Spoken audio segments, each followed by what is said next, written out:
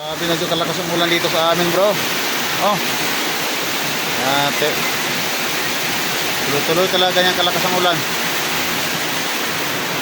Kaya sobrang lakas ng ulan mga bro ng aming bahay. Oh, may tulo na naman oh. May tulo na naman siya oh. Oh. Dito, pumatak dito oh. Isa, dalawa, tatlo, apat. Yung nakaraan dito medyo nawala yan dito banda dahil nalagyan ko na ng nakaraan ng ano nagkapalan natin kasi dito umaangkos yung tubig oh. Oh. Ito talaga mga kabro pag sobrang lakas ng ulan dito sa aming lupahan medyo matulo na itong ano dito bubong labas oh. Lakas na lang ulan sa labas oh. Mga pananim namin dito na ano na oh.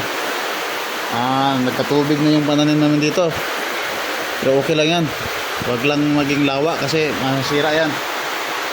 Kalahati sarado mga kabro.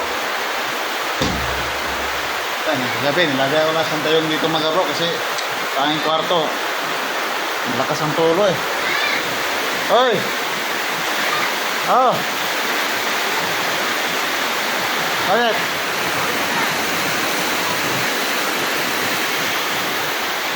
Tingnan natin dito sa ano kabila, kusina. Kasi mga bro, dito sa kusina maraming tulo. Yun o. Oh. May tulo naman dito. Medyo madilim. No. Naglagay tayo ng tabo dahil alam mo naman. Oh, ito ang kwarto namin. Simpleng kwarto na mga bro. Ceiling oh.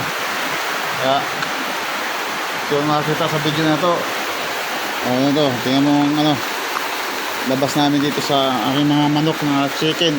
Basang basa yung mga chicken dito. Wawa yung manok ko. Basang basa. Wala ka magawa kasi bagyo to eh. Dasal ka sa mahal na Panginoon na sana ay matigil na itong malakas na ulan. Pero okay lang mga bro, kahit malakas na ulan, wala namang ano, wala namang hangin.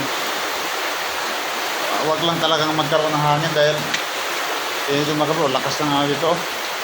Baha na lang ang gilid dito oh. So naglagay kayong balti dito ay planggana. Dumadaan na doon sa gilid oh. Lakas oh. Lakas ng ano, dalo yung tulo. Parang baha na yan oh. All. So po makakita sa video na to, like and share lang po para po makatulong kayo sa aming sitwasyon dito sa amin. Malaking bagay na po yung pag-share. Baka sakali ay magkasahod na dito kahit pambili ng hero ba.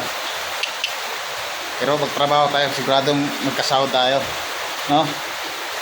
Ay yung mga ano dyan, mga kadalasan kasi pinanood yun, yung magandang bahay na eh. Dapat yan na, scroll na yan kasi mayaman na yan sila. Dito sa, tulad sa amin no. Aming tirahan dito ay kawawa talaga. Hindi pa sa amin. O kasana naman magkaroon ng sariling bahay. Kaso wala ta pang-afford dyan. Kaya kung sinong makakita sa video nito ay oy, pang-pobre talaga ito mga bro. Pobre talaga. Wala tayong magawa. Ayun ang bigay ng ating mahal na Panginoon. Ang ating ditong sitwasyon na ano. Hindi pa na pinanganak ng mayaman. Kaya wala tayong magawa. Hanggang dito lang talaga siguro ang buhay.